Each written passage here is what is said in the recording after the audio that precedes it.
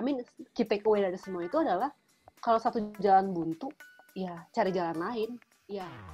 Hai ya, assalamualaikum teman-teman semuanya. Balik lagi bareng saya Nelma Daan dalam Dia Indonesia, menghadirkan orang-orang Indonesia hebat di seluruh dunia. Apa yang kamu pikirkan kalau misalnya aku bilang soal 3F? Female, Fun, and Fearless. Narasumber aku kali ini namanya Miki Jane Salim. Beliau posisinya sekarang ada di Hong Kong dan banyak sekali hal positif yang bisa pelajari dari Miki. Langsung aja kita kenalan sama Miki.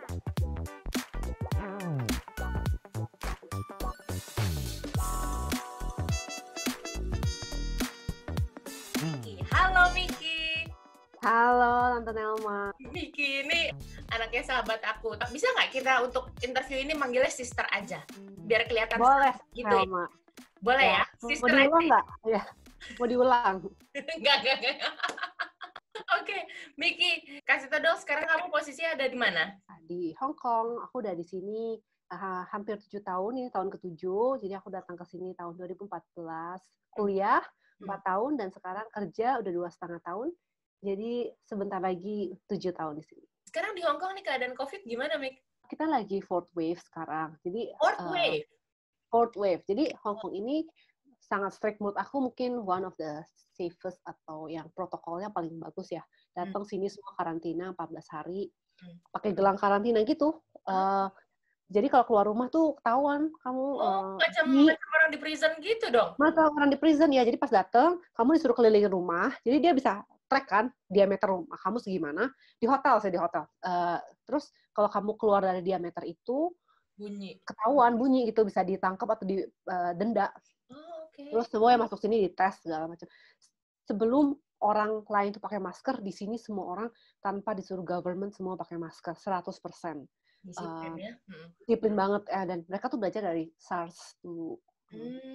Terus cepet kalau misalnya government bilang besok WFH, semua besok WFH. Nggak pakai tunggu-tunggu minggu depan atau apa gitu kan. Aku bilang fast pace, jadi cepet tanggap. Mulai 2 hari lagi gym tutup ya, langsung tutup semua, langsung membership aku disuspend segala macam. Jadi udah 4 kali tuh naik turun. Padahal jujur case-nya tuh cuman kayak 70, 80, tapi 100 udah di atas 100 mereka udah panik. Oke. Dan aku dengar juga ini ya, kalau misalnya ada satu orang misalnya tinggal di apartemen kamu yang kena, satu building di karantin gitu ya? Ya, sebenarnya awal itu lebih kayak awalnya gitu, satu building di karantina, disuruh cek segala macam. Sekarang mungkin udah agak lebih lenient, orang-orang gimana pun udah lebih bohwat gitu, udah kayak ya udahlah.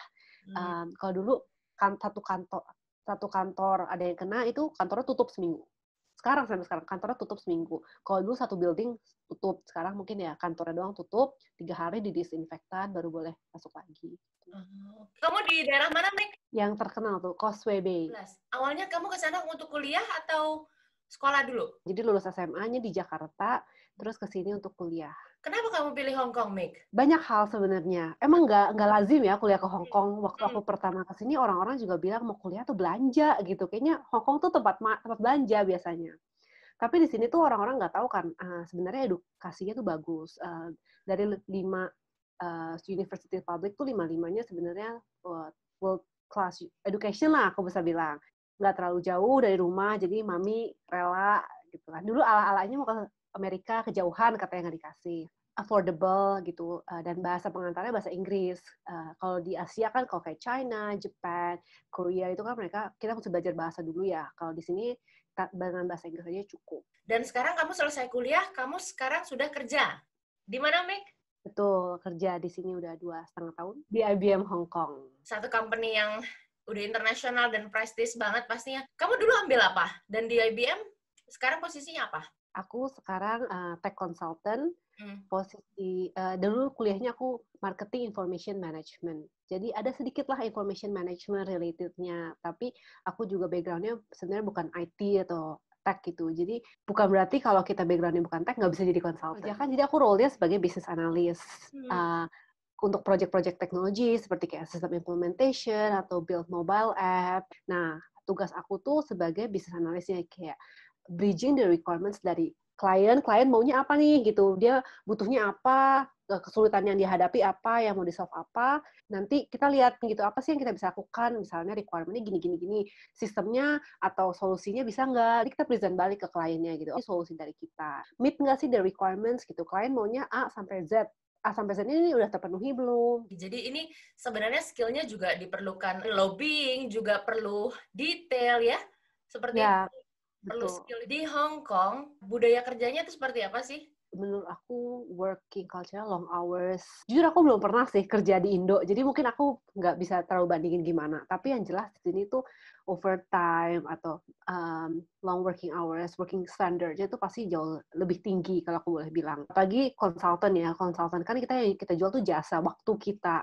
Jadi udah biasa banget tuh kalau emang disuruh kerja sampai malam atau kerja weekend, walaupun ini tidak disarankan, tapi ya itu salah satu resiko dari pekerjaan. Terus orang-orangnya mungkin aku bisa bilang lebih disiplin, cepat kerjanya fast pace gitu. Lebih tek tek tek tek, besok deadline, besok deadline, besok deadline, lebih kayak gitu. Di lingkungan kantor melihat kamu sebagai orang Indonesia, seperti apa sih, Mik? Ini dari pengalaman aku ya, kayak mungkin aku tidak bermaksud stereotype, tapi dulu tuh atau mungkin kadang sampai sekarang kalau aku bilang orang Indonesia, mereka lumayan, oh dari Indonesia jarang gitu loh, belum biasa kalau mungkin dari Taiwan atau dari Malaysia, Singapura lebih biasa. Ya buat mereka lumayan menarik gitu. Mungkin aku tuh temen atau colleague Indonesia pertama mereka. Sebenarnya kan muka aku nih lumayan seperti muka orang Hong Kong lokal ya gitu. Jadi biasanya pasti mereka tanya, oh keluarga lo dari sini atau keluarga lo di sini atau lo bisa ngomong Cantonese enggak? Aku nggak bisa. Itu kayak beli makanan di restoran atau bahkan conversation sehari-harinya pun di kantor sebenarnya lebih banyak Cantonese. Jadi gini, orang bilang Hong Kong itu memang lumayan internasional. Bener, kalau di-compare sama negara-negara tetangga. Dibanding Korea, Jepang, atau Taiwan, atau China, Hong Kong tuh udah paling internasional, bener. Tapi gimana pun kan mereka lebih senang berbahasa pakai bahasa ibu. Ya kayak kita aja gitu. Sebagus-bagus Inggris kita tetap lebih enak ngomong Bahasa Indonesia. Untuk jenjang karir sendiri, mereka ada diskriminasi nggak sih, Mik? Gini ya, diskriminasinya pasti nggak obvious gitu, nggak bermaksud mendiskriminasi. Tapi dan tergantung company juga. Kalau company memang udah sangat internasional, klien-klien internasional, pasti nggak ada diskriminasi. Di beberapa company yang misalnya klien ini lebih banyak project-project bahasa lokal. Of course, kesempatan aku semakin sedikit dong, gitu. Kayak kesempatan project aku lebih sedikit, kesempatan aku ketemu klien lebih sedikit, gitu. Jadi aku tuh mesti pinter-pinter gitu. Kalau kita nggak bisa ngomongnya, kita bisa apa yang lain yang biar kita tuh nggak kalah sama yang orang lokal. Nah, ini loh teman-teman yang aku juga suka sama Miki 3F. Female, Fun, and Fearless. Sosok anak muda zaman sekarang yang benar-benar berani, mandiri, luwes dalam bergaul, dan juga Miki ini tahu tujuan hidupnya dan dia tahu bagaimana cara untuk meraih mimpinya. Wah, keren loh kamu nih, Mik. Mik, ceritain dulu dong waktu kamu kuliah di Hong Kong, kamu sempat bikin kayak satu perkumpulan Buddha Indonesia pertama gitu ya, Mik? Ya, ya. Kita namanya orang Indonesia sangat beragama dan religius gitu. Jadi begitu ke sini pun komunitas pertama yang kita cari itu biasanya ya gereja ya untuk teman-teman yang Kristiani gitu kan. Nah, banyak mayoritas gitulah ke Kristiani. Jadi mereka langsung ada Katolik Kristen udah langsung gerejanya masing-masing. Nah, sebagai yang Buddhis ini kaum minoritas ini nggak ada wihara sih, tapi mereka lebih banyak berbahasa Cantonese atau Chinese, nggak ada yang bahasa Inggris, jarang lah. Aku tuh merasa kenapa di sini nggak ada gitu. Dan jadi awalnya ala-ala aja, hari Minggu kita kebaktian, habis itu ya makan bareng gitu. Biasanya kan gitu kan kalau ke wihara atau ke gereja nyarinya makannya habis itu kayak gitu. Dan responnya sangat amat positif waktu itu karena mungkin mereka juga semua longing atau mencari hal yang sama ya. Nah, akhirnya terbentuklah yang kita panggil namanya Dhammamita, teman dalam Dhamma. Tapi komunitas ini tidak tertutup hanya untuk mahasiswa aja kan? Awalnya dari mahasiswa, terus kita ternyata menemukan di Hong Kong ini nggak cuma mahasiswa yang beragama Buddha, ada juga beberapa PMI, pekerja migran Indonesia itu agama Buddhis, dan sama mereka masalahnya, mereka nggak ada komunitas. Jadi waktu itu ketemu, gimana caranya lewat sosial media, kita ajak, dan jadi setelah itu, setelah acara-acara berikutnya, kita ajak mereka untuk ikut. Kamu nih bener-bener ini loh, energik banget. Saya ingat jadi waktu zaman saya muda. Mik, Hong Kong, kita tahu ini negara yang living cost-nya tinggi. Kamu sebagai mahasiswa Gimana cara kamu memanage keuangan kamu gitu, Mik, supaya bisa bertahan? Dan Miki ini teman-teman dia punya tagline-nya Miki the Explorer. Jadi jadi Miki itu senang banget dia traveling. Pertama pasti bersyukur orang tua aku bisa support ya, dikasih duit tuh ya mepet dikit, ada lebih dikit lah. Cukup gitu loh maksudnya. Tapi kalau mau jalan-jalan tuh ditanggung sendiri, jadi kan harus pintar-pintar. Tapi bagusnya sebagai mahasiswa, ini juga mungkin disclaimer kalau untuk sekolah ke Hong Kong, untuk teman-teman yang nonton, sebenarnya tuh kalau jadi mahasiswa tuh nggak semahal itu. Selain ya emang uang sekolah mahal, tapi kan kalau bisa cari beasiswa dan segala macam. Karena kita tinggal di asrama sekolah, satu kamar, 2x3 bagi 2. Tapi murah, kayak kos-kosan di Indo jatuhnya. Jadi, terus uang makan di kantin sekolah itu disubsidi. Biasa tuh misalnya di luar 50 HKD, di sekolah cuma 20-an. Jadi ya kalau kita pintar nggak sering-sering makan di luar, makan kantin tuh nggak apa-apa gitu ya. Bisa irit. Terus kayak bahkan transportation cost aja buat student tuh half price. Wah, siswa di sini sangat didukung pemerintah ya. Waktu aku mau exchange aja waktu itu ke London, ketemulah sama sis Nelma di Spain ya, kita ketemu. Itu aku juga nggak nyambung. itu Hongkong sekolah di Inggris, kita ketemunya di Spain. Spain, iya. Terus itu pun kayak hal-hal kayak gitu didukung. Ya aku tuh dikasih subsidi sama sekolah tuh sekitar 20.000 Hong Kong dollar. Itu cukup untuk kayak tutupin tiket pesawat sama dorm lah, di dorm di UK-nya. Jadi tuh banyak subsidi-subsidi kayak gitu di kampus. Kalau kita pintar-pintar cari. Waktu itu di hall aku juga, misalnya waktu itu aku aktif ikut ini itu, aku pernah dapat kamar gratis 1 tahun gitu. Jadi cara manage-nya ya pasti irit-irit aja dalam kehidupan sehari-hari, asal nggak kebanyakan shopping, nggak kebanyakan makan di luar. Menurut aku cukup affordable. Kamu waktu itu ada sempat sambil kerja part-time nggak? Jadi sebenarnya kerja part-time itu boleh pas summer. Pas summer tuh visa kita boleh kerja part-time. Dan gajinya tuh juga lumayan. Oh, kalau kerja di kampus boleh. Kalau kerja di kampus boleh. Itu dapat $50 per jam. 100.000 per jam. 100.000 per jam, oke. Maksimal kalau kita rajin ambil 20 jam per minggu, udah 20 kali 100, 2 juta. Cukup lah, nggak mungkin nggak cukup. Itu kan waktu kuliah. Nah sekarang kan ini ceng-ceng aku lulus cari apartemen. Apartemen udah mana ada disubsidi pemerintah. Jadi apartemen di sini pun bisa sampai, ini aku sekarang berdua sama teman aku, itu 1 bulannya 30 juta. 12.000. Wow, itu segede apa tuh? Seuprit lah. Kamar 2. Gini, 400, hampir 400 square feet kalau di sini hitungannya. Tapi bagusnya juga di sini tuh gaji fresh graduate itu mencukupi gitu loh. Karena emang Hong Kong kan standar hidupnya udah cukup tinggi ya. Jadi gaji dia pun juga cukup tinggi gitu. Karena aku bayangin gini, gaji di Indo UMR 4 juta. Kalau ngekos di Jakarta 1 juta, lu tinggal 3 juta. Belum makan. Di Jakarta tuh nggak mungkin gitu loh. Kalau di sini dengan gaji fresh graduate, aku masih kerja, aku masih belanja, maksudnya masih hidup sehari-hari, masih makan, kadang masak ya balance lah, itu masih ada saving. Ini yang selalu aku tanyakan ke teman-teman diaspora. Orang Indonesia, orang yang di Indonesia, ngelihat kita yang tinggal di luar negeri tuh pokoknya enak aja. Gajinya gede, hidupnya enak, seperti itu. Sebenarnya menurut kamu tinggal di luar negeri enak dan sesimpel itu nggak? Semudah itu nggak yang orang-orang lihat, Mik? Enggak. Menurut aku balik lagi orangnya seperti apa dan apa yang dicari gitu. Kalau sekarang aku seneng tinggal di sini, anakku masih muda. Kerja sampai malam, living pace-nya cepet, stres gitu ya. Karena aku emang masih muda gitu. Aku memang harus waktunya kayak gitu loh. Tapi mungkin kalau untuk nanti yang kalau udah berkeluarga kayak sis Nelma sekarang gitu, mungkin nggak cocok tinggal di sini, rumah kecil, misalnya punya asisten rumah tangga aja, gimana mau tinggal di mana gitu kalau pemikirannya, atau terus kemana-mana ya public transportation oke lah, tapi misalnya sekolah atau apa kan masih banyak yang harus dipikirin gitu. Terus di sini banyak nggak bisa bahasanya, terutama aku sering banget dimarahin, nangis dimarahin orang Hong Kong gitu kayak. Tapi waktu pertama kali kesini itu aku misalnya nanya, aku tuh nggak tahu cara stop bus gimana, nggak bisa ngomongnya. Terus aku bilang ini sekolah aku di sini, bus stopnya di sini malam-malam gitu kan. Terus dia tuh malah, nah, aku dimarahin ya. Mungkin dia juga kesel kali karena aku telat gitu ngomongnya ya. Tapi aku juga nggak tahu mau ngomongnya gimana, dan aku juga kelewatan. Terus aku tuh abis itu kayak sedih gitu, atau kan kita kadang cuma nanya gitu, mau bisa nggak minta bungkus makanannya. Nenek, orang Hongkong kayak gitu ya ngomongnya. Nenek itu benar kayak di film-film tuh yang nanyanya apa, jawabnya kayak kayak udah nggak ngerti gitu.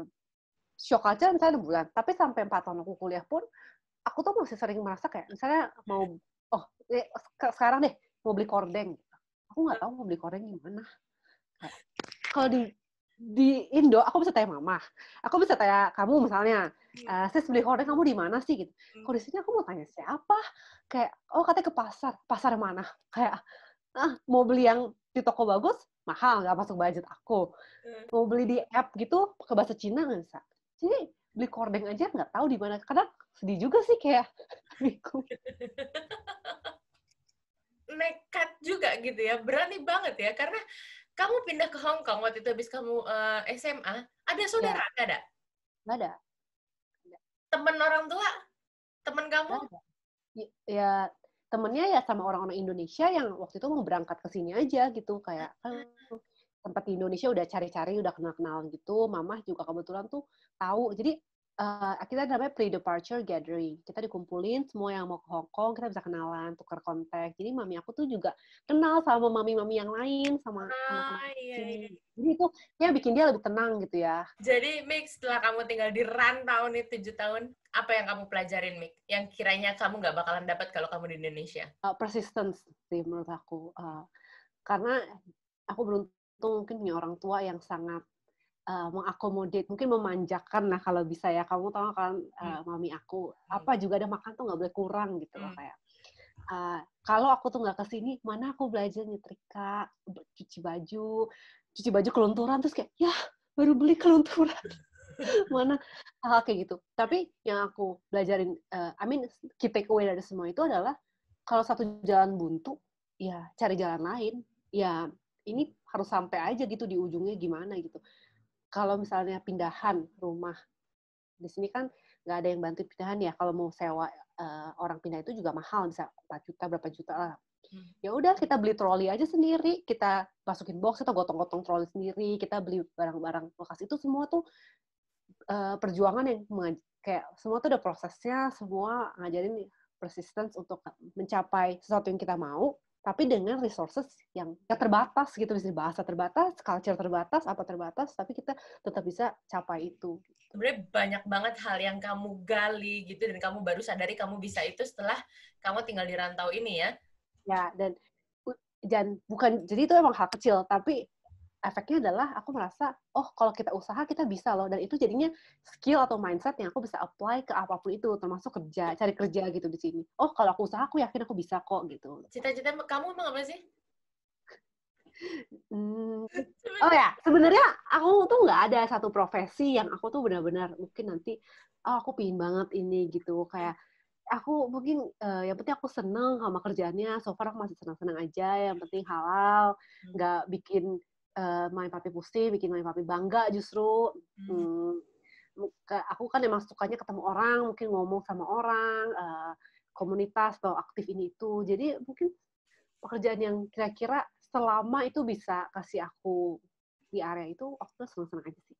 Kamu ada rencana untuk back for good nggak? Sekarang belum. Belum? Nggak dicariin juga, nggak. Ya, belum. Tapi dengan skill yang kamu punya saat ini gitu, experience yang kamu punya, kan pastinya dibutuhkan juga di Indonesia, Mek. Ini jujur pasti ada dong, pasti kepingin karena gimana pun giving back. Tapi giving back itu bisa dari mana aja. Giving back ke diaspora Indonesia, atau aku pun kan di sini jatuhnya sebagai brand ambassador Indonesia kan. Aku juga ngeliat diri aku tuh lama di sini, karena yang aku bilang itu, kalau nanti berkeluarga ya pusing ya di sini gitu, nggak ada siapa-siapa, nggak ada yang tapi mungkin untuk sekarang atau dalam waktu dekat belum. Jadi kamu masih mau explore diri kamu lebih dalam lagi gitu ya, mau maksimalin skill yang kamu punya gitu ya. Ya. Sekarang kamu umur berapa sih? Kasih tau dong. 24. Belum 30, masih jauh sekali ya. Jauh, iya. Jadi, mau nikah cepet nggak? Enggak. Kayaknya mami aku nggak bakal kasih diri ya. Coba, mami kalau kamu nonton, aku besok mau nikah, boleh nggak? Nih, mami kamu jantungan langsung ya. Iya. Tapi maksud aku, pasti nikah tuh bikin punya keluarga sendiri kan pasti kepengen. Tapi kan sesuai kebutuhan, maksudnya nanti ada waktunya kok kepingin settle down, punya keluarga gitu. Jangan dipaksain gara-gara terlihat teman-teman semua udah lamaran kan, jadi kepengen gitu ya. Kan ya nggak gitu juga. Harus nikmatin dulu sih, Mik, masa muda kamu. Betul. Kamu ngelihat diri kamu 5 tahun ke depan tuh seperti apa? 5 tahun lagi, mungkin aku berarti umur 29. Mungkin di saat itu aku udah bosen, merantau, udah puas main-mainnya. Aku mungkin pingin cari yang lebih settle down kali ya, itu bahasanya. Wah. Be it itu di Indonesia atau di mana, aku juga belum kepikiran sih, jujur benar-benar belum kepikiran. Apalagi COVID ya gitu. Tadinya kan mungkin mau S2 kali ya gitu, tapi mau S2 sekarang online, ngapain bayar ratusan juta tapi online juga. Jadi ganti rencana nih semua. Cuman di mananya aku belum tahu. Bener loh teman-teman, aku ngobrol sama Miki ini selalu dapat energi baru yang sebenarnya mengingatkan waktu kita zaman muda gitu, tapi aku ngeliat ini ada di Miki dan jadi ikut terbawa sama high vibe-nya gitu. Oh, Miki tuh yang anaknya tuh tok, tok, tok, gitu. Terus kalau misalnya aku lagi ngobrol sama Miki, Miki lagi traveling, lagi holiday ke sini, dan kadang travelingnya tuh seru-seru, yang camping lah, yang naik gunung lah gitu ya, Mik. Dan masih banyak lagi, tiba-tiba aku lihat dia bikin hampers dan itu laku banget gitu ya, Mik. Itu padahal seasonal hampers ya. Itu gimana sih, Mik, awal cerita kamu? Itu banyak ceritanya. Jadi karena COVID juga kan aku nggak bisa kemana-mana ya, kayak jadi waktu itu agak kelebihan. Terus aku lihat tuh sebenarnya di Indonesia lagi hits banget kan nih, semuanya dijadiin hampers gitu, kirim-kiriman makanan, kirim-kiriman apa gitu. Nah, terus aku mikir kayak gimana coba bikin juga ya di Hong Kong buat kayak Christmas hampers, tapi dengan harga yang lebih affordable, karena kan again aku bilang di sini semua agak mahal. Kalau kita bisa bikin untuk sesama orang Indonesia yang harganya masuk ke budget kita lah yang baru-baru kerja ini, mungkin lebih akan laku gitu. Dan kebetulan responnya lumayan positif. Jadi temanya itu yang aku bilang per season. Christmas, nanti mungkin Chinese New Year, nanti mungkin Valentine's. Baru coba sih sebenarnya, ini benar-benar baru dan lebih kayak iseng banget. Soalnya mami aku tuh juga dulu tukang parcel, dan aku tuh emang suka dari kecil mungkin lihat bikin gifts. Dan tanpa bikin hampers ini pun, aku emang selalu ngasih gift Christmas atau apa, aku selalu bikin personalized card atau gift gitu. Jadi terus kalau yang temen dikasih itu, biasanya aku kasih tuh mereka kayak, ih lucu banget lu, kenapa nggak jual aja, segala macam gitu-gitu. Udah beberapa tahun kayak gitu, jadi kayak, oh mungkin bisa dicoba gitu. Oke, Miki, ini seru banget obrolannya. Terakhir, Mik, tips dari kamu sebagai generasi muda, sekarang nih udah semuanya serba digital gitu ya. Gimana caranya supaya generasi muda supaya bisa master in digital era? Menurut aku open-minded itu pasti. Seklise apapun itu open-minded, dan kitanya sendiri tuh menurut aku willing to change. Apalagi di COVID era gitu.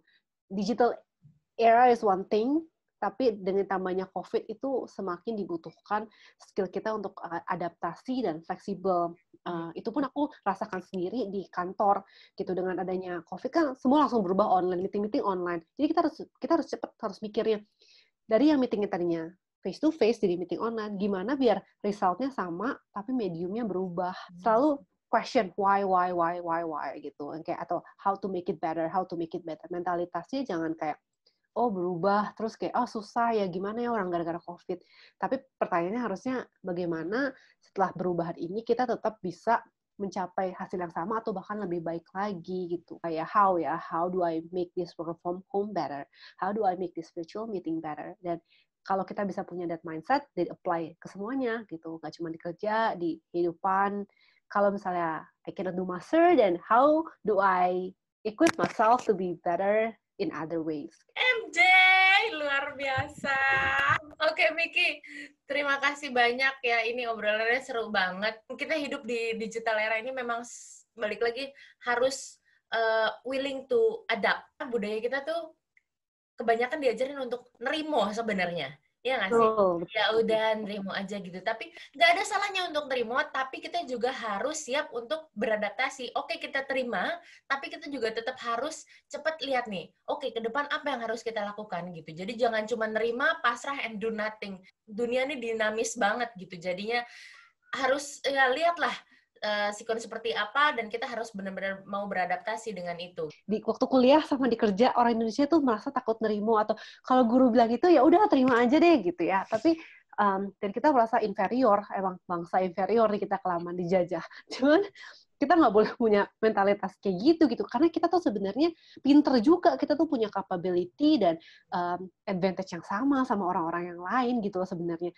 Jadi jangan merasanya kita tuh nggak bisa, disuruh gini, ya udah, coba berani speak up, berani tanya, berani challenge. Coba tanya dengan yang sopan, yang positif.